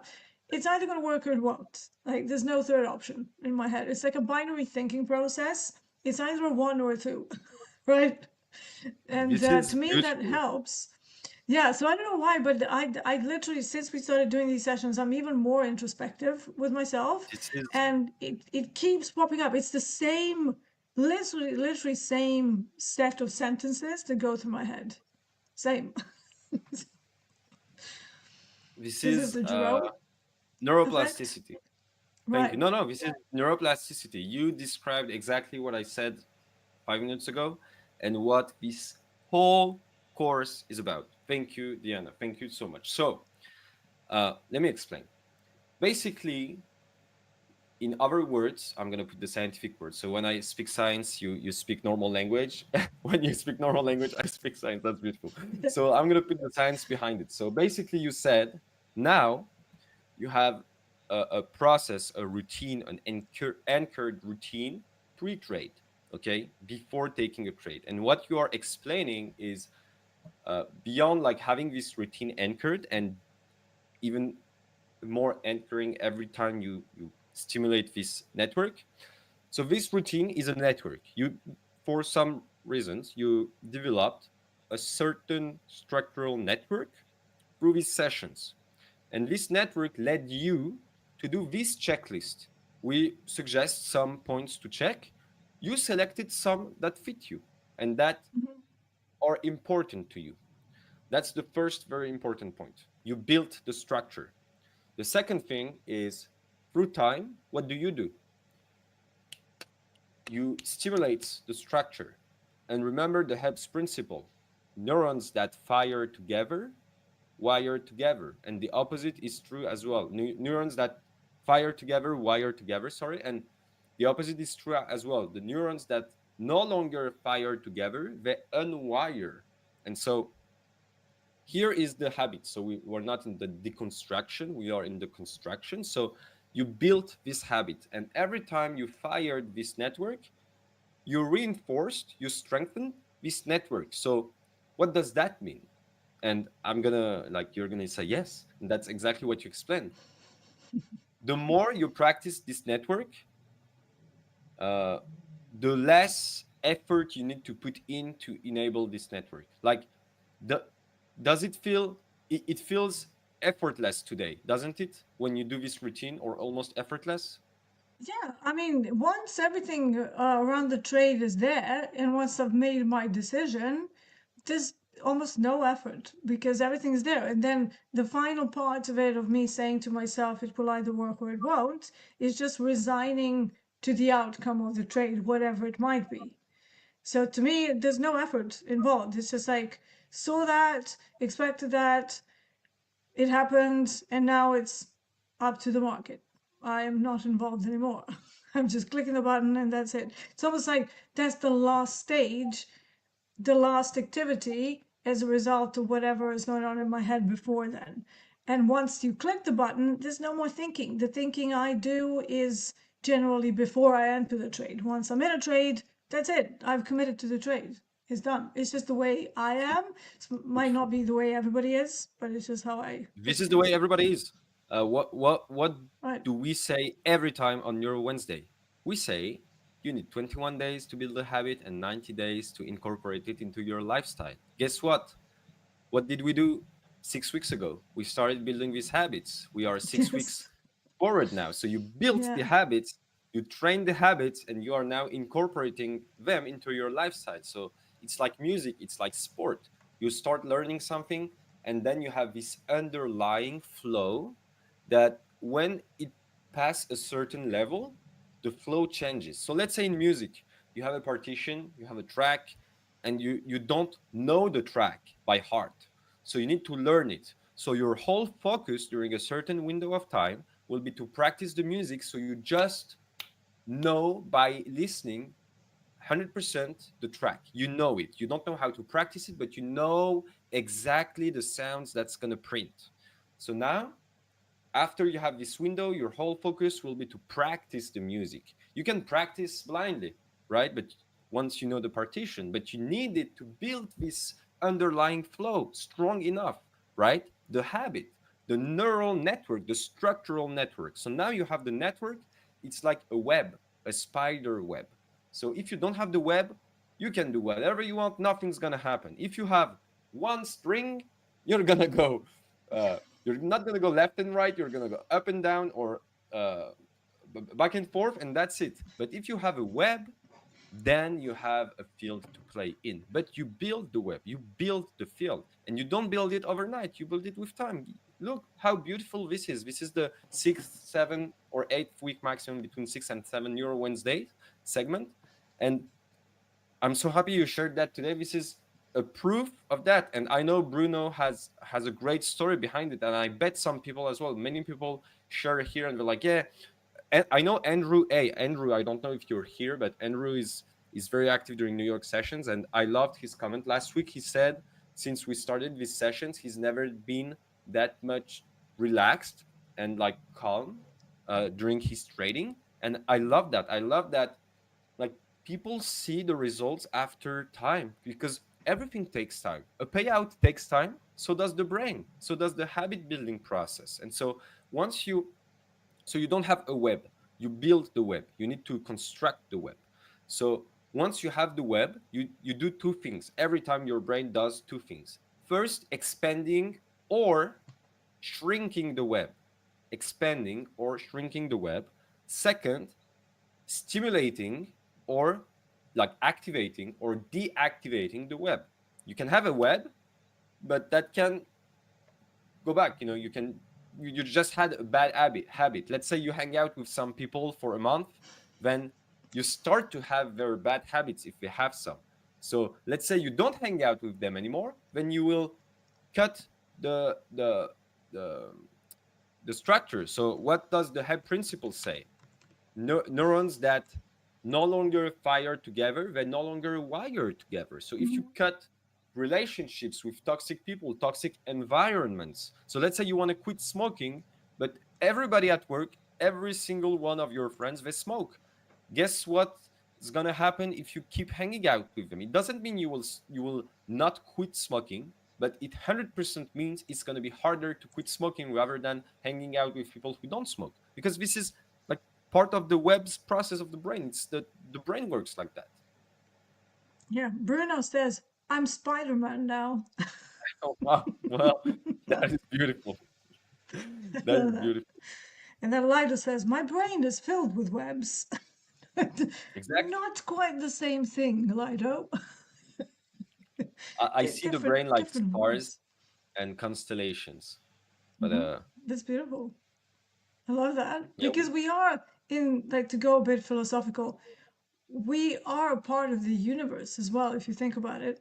Because there's an astrophysicist, a very famous one called Brian Cox. He used to be in Dream when he was young as a keyboard player, but then he went into like this different career that's quite amazing. So he says that humans and everything on Earth is actually created from cosmic dust. Like that's, and things that fell from the sky, meteorites that brought, different things to Earth. So we are effectively all a universe, right? So our brains, we know, are capable of certain weirdness. There's like a quantum activity that happens in the brains that they found not too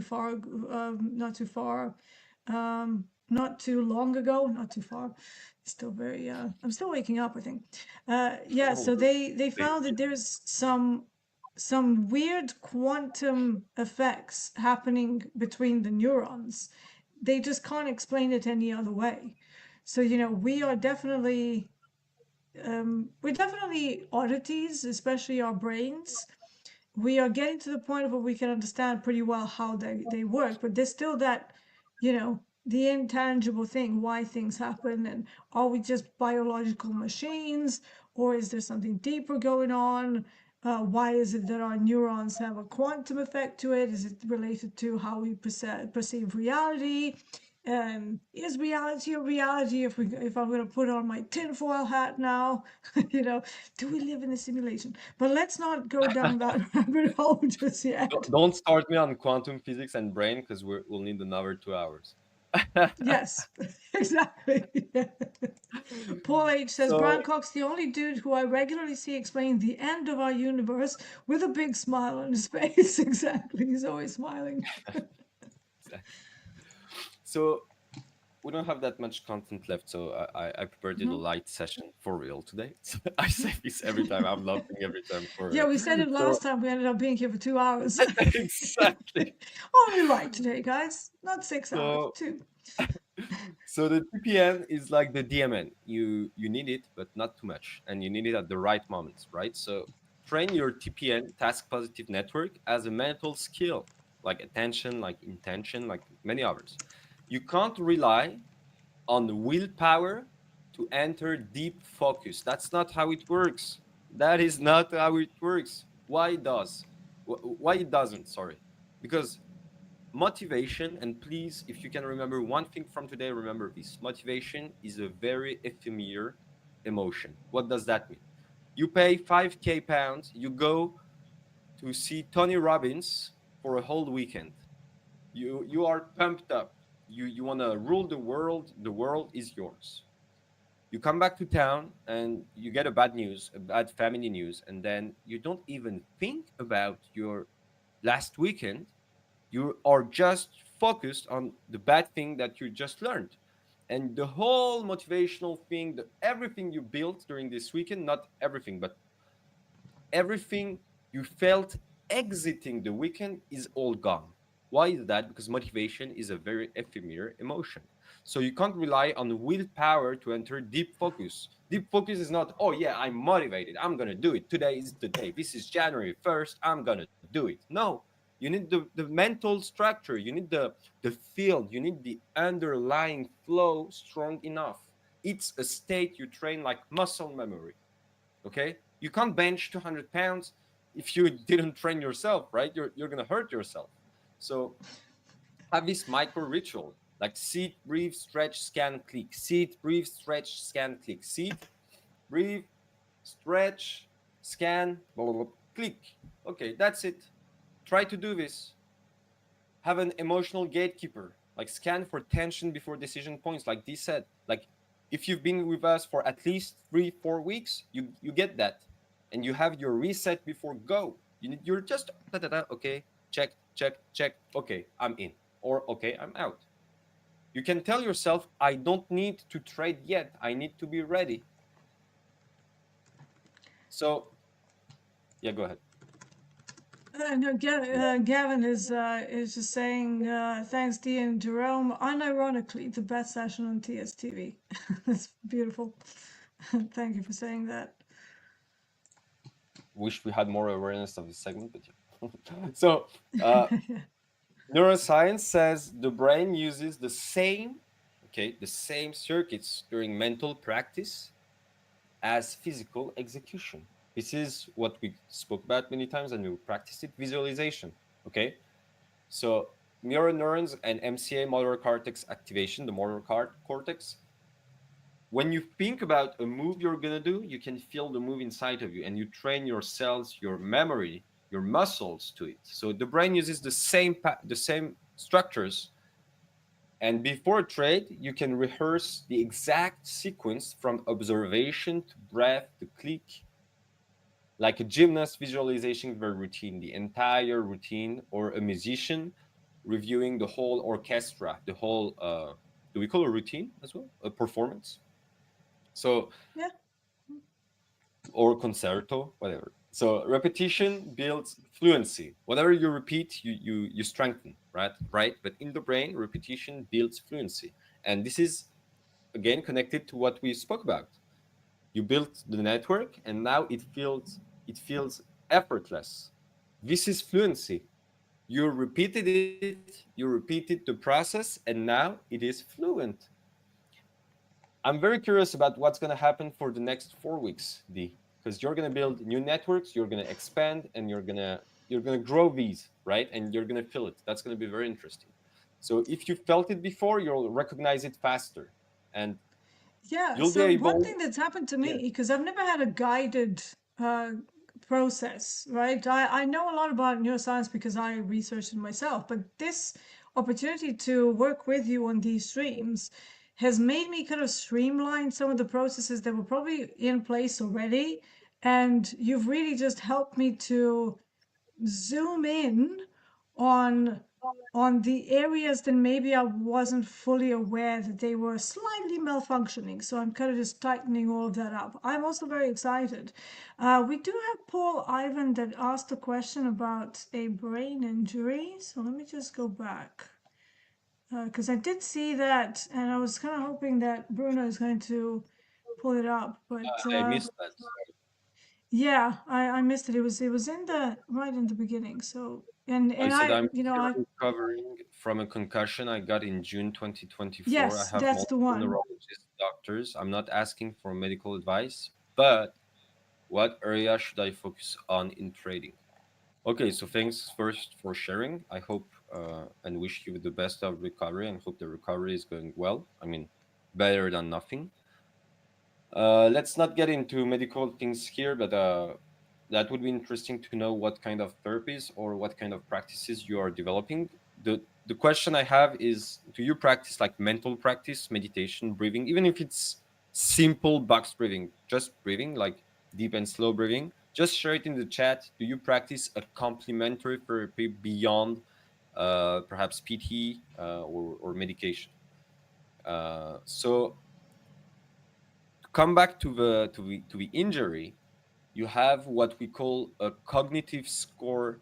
You have tests, okay, questionnaires that assess your cognitive abilities, cognitive score.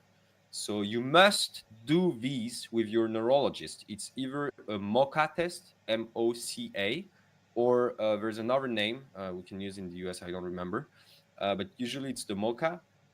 And depending on the score, if your doctor um, uh, assesses that you don't have a cognitive disability, then you could rely on your and you should rely on your ability, your trading ability. But let's say you have a cognitive disimpairment. Okay, your score is below the threshold, and your doctor says it's a mild impairment. Okay, it's very mild, but yet there's something.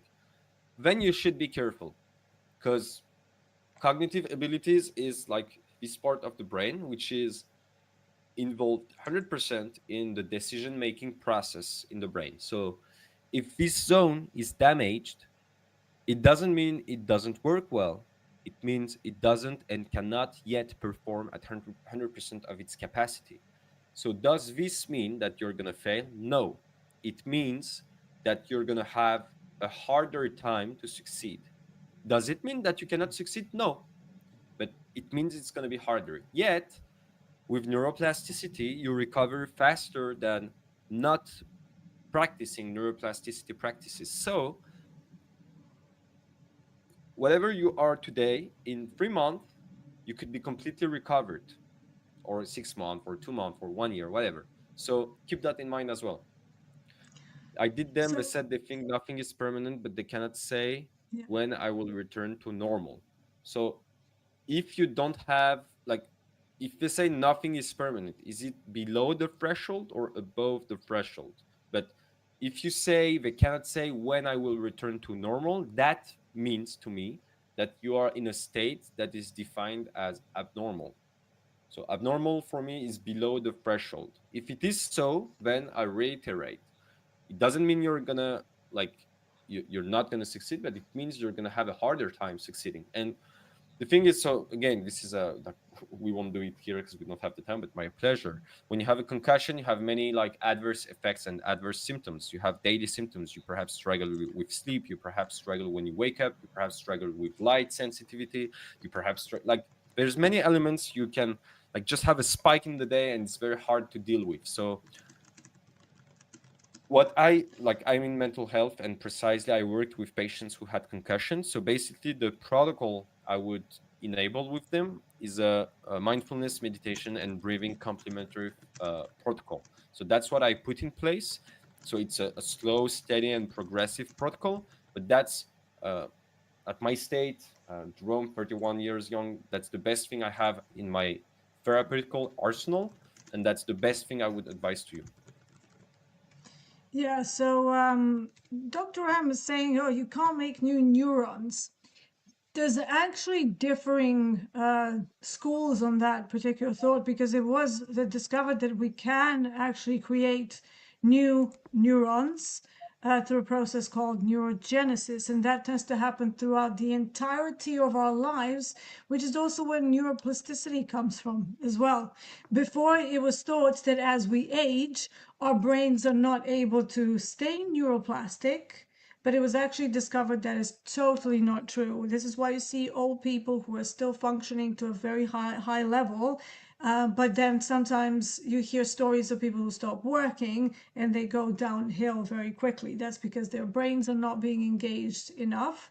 But yeah, this is something that has been changed over time as a statement. We actually have a lifelong neurogenesis. Okay, so that's, I don't know, like I'm not a neuroscientist, but I know a lot about it. I actually had a brain injury as a result of a car accident event, um, and I actually had cognitive troubles where it was like visual and cognitive. I couldn't figure out, like, if I had two or three numbers that were similar or the same in a long sequence of numbers, I wasn't able to tell whether there's, like, let's say two eights or an eight and a three. That held with me for about a year, and then it took another sort of year for me to get back my short-term memory because my short-term memory was very affected. I have photographic memory, but whilst this was happening, I would be watching a TV show with my husband, who's very accustomed to asking me who the characters are, what's the name of this guy, who is this person, because he's got something that's like genetic. He can't recognize faces very well, especially if the actors look very similar. He just confuses everybody. So it actually was quite funny when we were watching one of the Batmans, and at the end, or was it? I don't know. It was one of those shows, and there was like a big fight and two actors that looked very similar. And he goes, what? Why is he fighting himself? And I went, no, that's a different actor, James. He was like, Yeah. oh, that makes sense.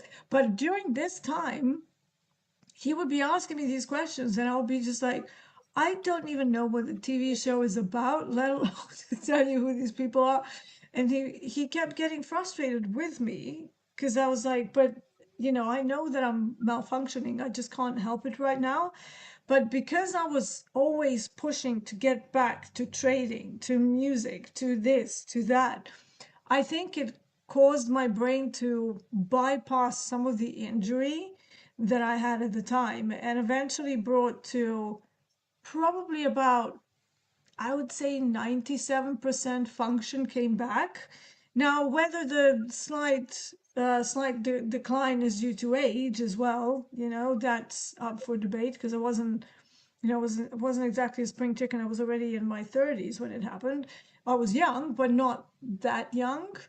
Um, so I think that if you are trying to get better, if you are doing as much as you can without it causing you discomfort, I think you will recover much faster. Now, I don't know anything about your injury, whether you have cognitive issues, whether you have memory issues, there's so many things that can go wrong. Are there behavioral issues? Some people have their emotional centers that go out of whack with concussion.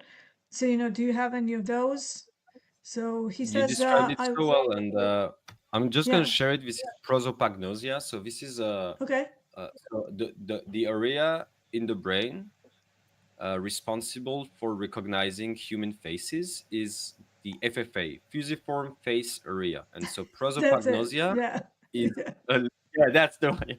That's when you have lesions of like injuries of the FFA, the fusiform face area, and so you mentioned it very well. When you have a brain injury, it can have physiological effect. We had this case that anybody in med school or a neuroscience school, we get taught this story. There was this guy in the 90s, 80s, I believe, who committed a murder, but he didn't remember he committed the murder, and so they did like all kind of tests, lying tests, neurological, like many things. Like they did a whole police case, etc. And they did a brain MRI. Okay, Mhm. so this individual had a very big tumor, brain tumor, next to his hypothalamus, and so first he couldn't remember what happened. Like his uh, retrospective memory was hindered and interoceptive as well, and he wasn't aware of what he did. Like it was proven that the tumor led his body to commit the murder, and he was not like he. I don't know how the trial ended properly, but he was not in jail. He was like put in Mhm. psychiatric admission.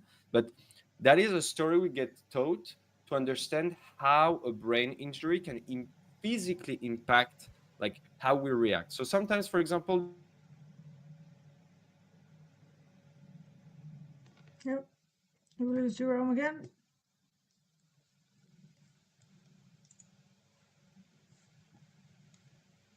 Maybe. Until he comes back, because this is very interesting. All right, so let's just my bad. address. Yes, Am I you're bad? back. Yeah, I was Again, gonna. the network. Sorry. Yeah, it's all right. So you were saying yes.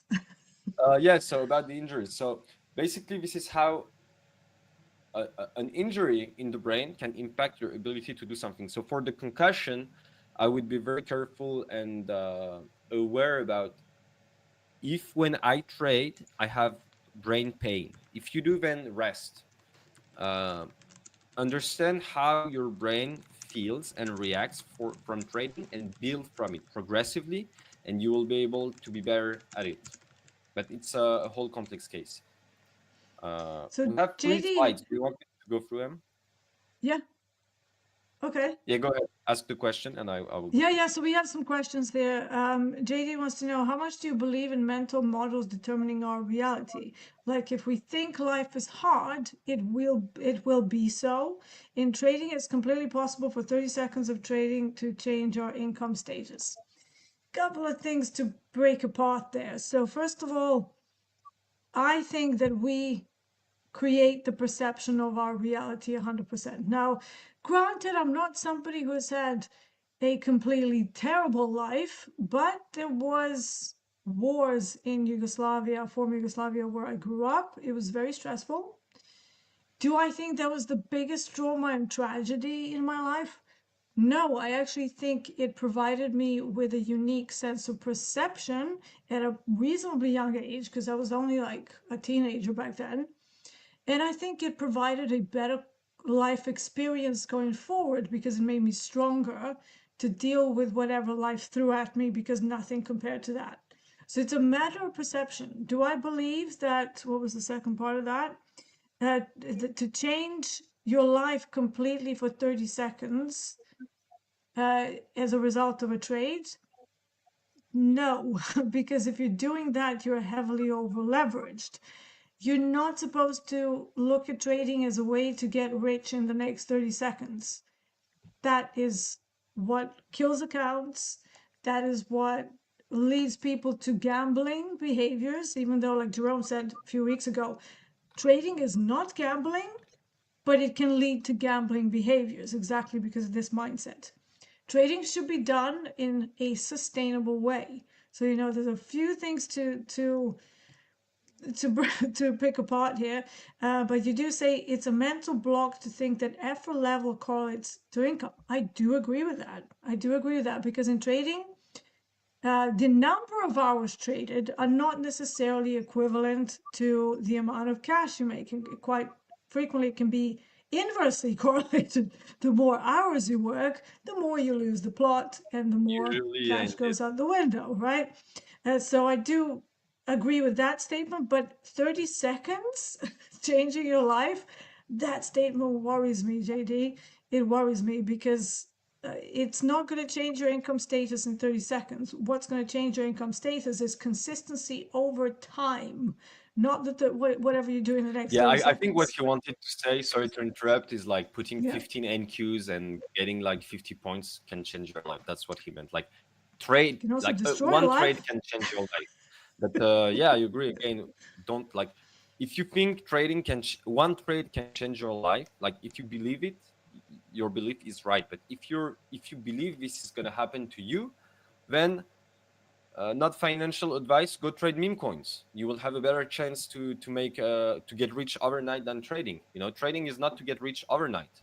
You can get Yeah. richer, but you won't get rich overnight. I mean, there's like You less can than get 1%. rich. You can get rich over trading, but it's not going to happen overnight. And if it Exactly. does, it's generally a bad sign. It means that you've done something.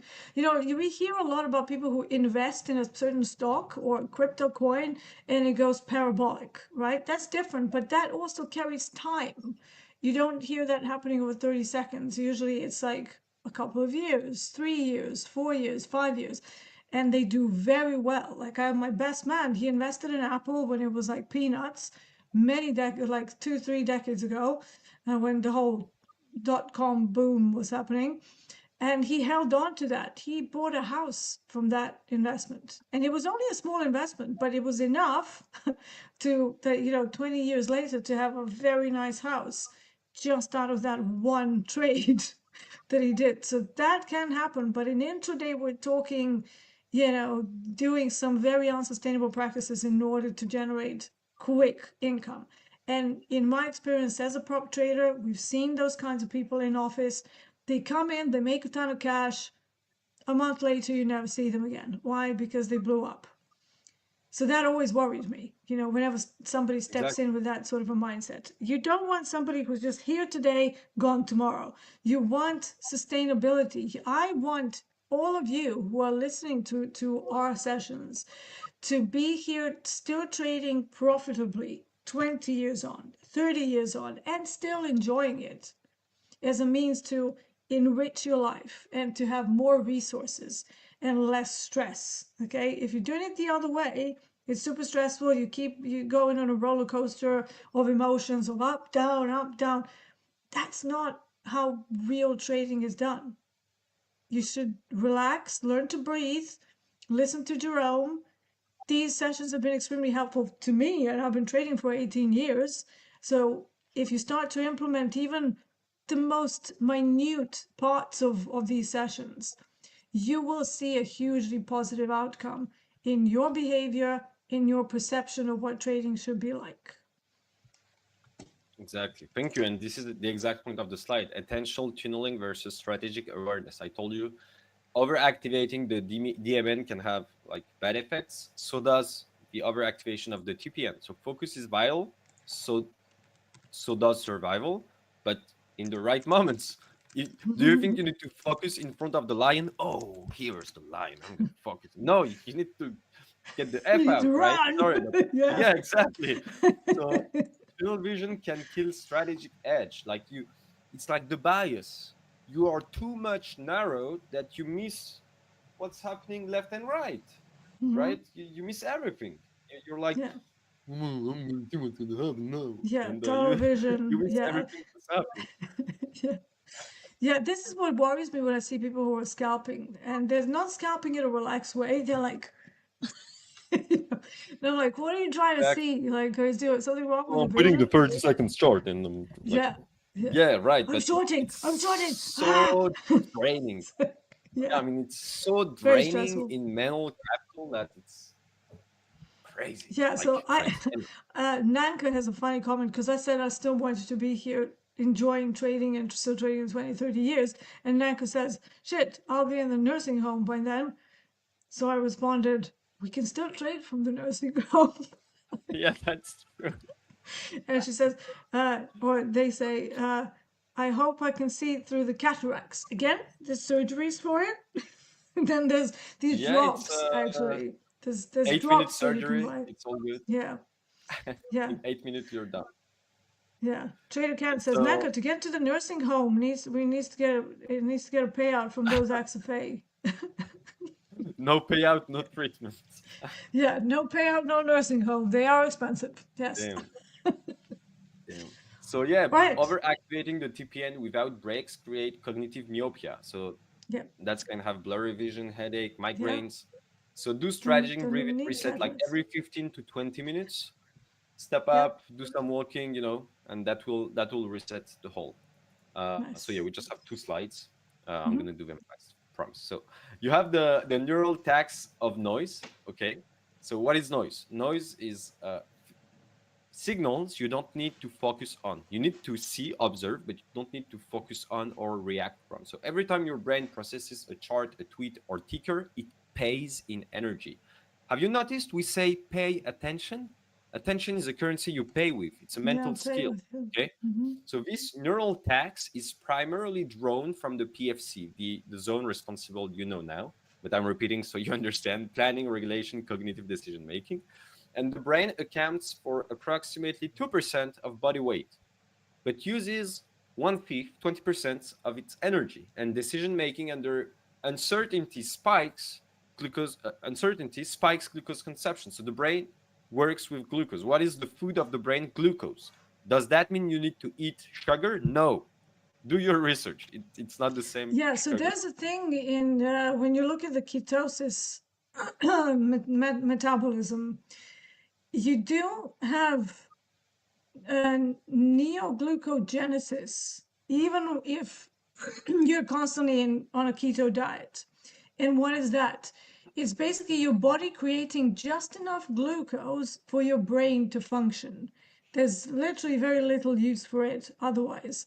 So neoglucogenesis is literally just there to keep your brain functioning. But it's been there are some studies that say that keto diets, like fat-based diets, are actually neuroprotective. However, that still doesn't mean the brain doesn't need some level of glucose to function, only it doesn't need a kilo of rice or processed bread per day, which is what most of the people consume, chips and, a whole bunch of stuff.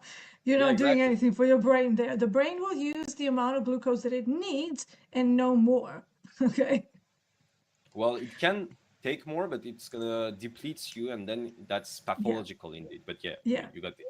And Yeah. cognitive overload reduces working memory and increases default mode intrusions, such as rumination, wandering, doubts, replay loops. So, multi-streaming, scanning several uncorrelated markets, having 4 Discords open, having Twitter open, having YouTube open, having your phone open, these drain dopamine circuits, and that weaken focus and motivation over time. So traders who follow 12 charts, as I said, 4 Discord, Twitter feed, they are not informed.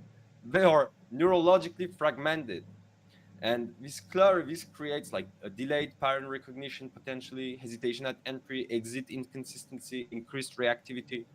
So you can do a 4-step practice. First, before market open, you write down every info stream you consume. Every info stream you consume, journal, whatever it is, phone. If it's one, it's one. Rank each for decision impact, which is the most meaningful for decision impact. Like, do you take signals from a Discord? If not, why do you have Discord open? Oh, to check the chat. Somebody is saying something funny. I'm laughing. No, cut it off.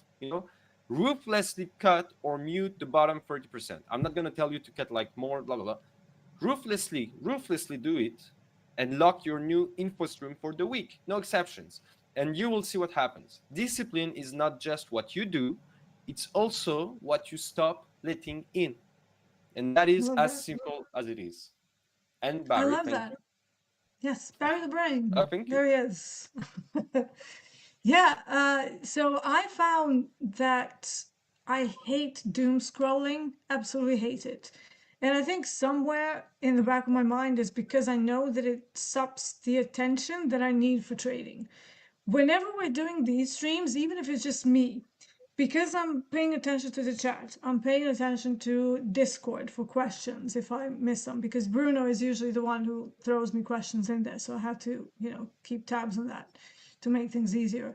I have to watch different charts that I may not actually plan to trade because people are asking me, hey, what about GC? I haven't traded GC in quite a few months now, so it's not really on my radar, but I can look at it and give, my basic analysis on it. When we are doing the main broadcast, you have to be, engaging, entertaining, you have to trade, you have to, answer questions, you have to like do whole. So after I do those, I usually have to have a nap, like a right old Granny D over here, because it drains me. And then to add doom scrolling into that, that's like my worst nightmare because I feel like that would completely derail my attention for later when I actually need it, because I have very long days still. However, once I have a nap, and it doesn't have to be long, sometimes it's only for like 20 minutes, it resets me completely. So it's almost like sleep wipes the brain from all of the distractions and the the focus exhaustion that happens when you have to do other things apart from just focusing on trading. Now, I'm perfectly capable of tracking a few charts, but I'm not tracking charts that I'm not interested in. So if I have copper, platinum, and gold open, it's because they're metals and they can have a correlation to them, right? So I look at them as a part of the same picture. But does that mean I'm going to be trading all three of them today? No. I'm only going to be focusing on one of them and only going to be focusing on one setup at a time.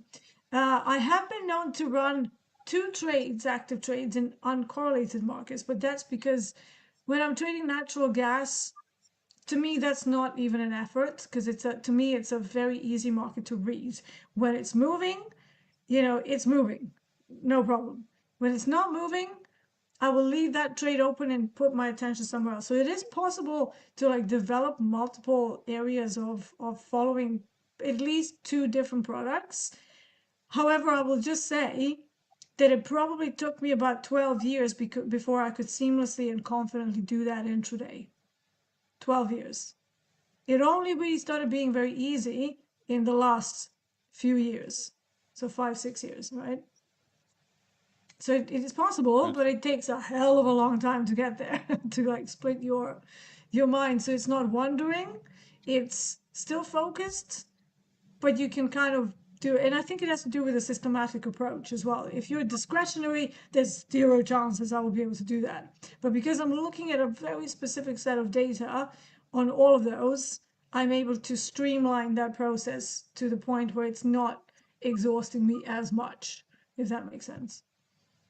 Completely, yeah, of course, of course. I'm telling you, I might be even more curious than you are about the next month. Yeah, well, Interesting. let's keep it going. Let's That's keep the it power going. of the brain. Yeah. All right. So we are at time here again. We said we're going to be not 2 hours, but here we are. Hey, it's just how it is. But I hope I did everybody 12 got slides. some. I did my best. No I exercise know, stuff. I know. Did my- Yes, I know. But it's just how it is. Neuroscience and trading Exactly. and the brain. There's such massive topics that I feel like we can't exactly smush it all into an hour. Like, what are you gonna? Maybe we can have a Q&A for an hour, but you're not gonna get to any deeper subjects. Anyways, Jerome, thank you so much for being here with us. This has been the Neuro Wednesdays. Hopefully, everybody got more value with everything that we've been talking about here. I am working with the team to try and collate all of these sessions into one single playlist on YouTube. So in the meantime, you will find the slides that Jerome has kindly provided for us in the Topstep Discord group. So that's going to be under trading dash psychology. So Bruno, if you can post that in the chat, that would be extra helpful for everybody. Just to remind everyone where they can find the slides. And that's it. Jerome, any last words? Thank you very much to everybody. Many people sending love. We have newcomers as well, so welcome. Please watch the replays Indeed, you will find the slides that Bruno will share in the trading psychology section of the Discord. You will have the updated slides from last week and today as well. And yeah, thank you very much for your love, your commitment. Thank you, Dio, again, for making it possible. And never forget, uh, take well care of the people who love you. This is the most important thing. Great point. Thank you, Jerome. Okay, that was it. So this was the Neuro Wednesday with Jerome D and myself, Marcus Stoker D. We will see you again for next week, Neuro Wednesday, but you will obviously see me a little bit more this week. So thank you for hanging with us. We'll see you again very soon. Enjoy the rest of your day. Take care. Have a great day. Bye.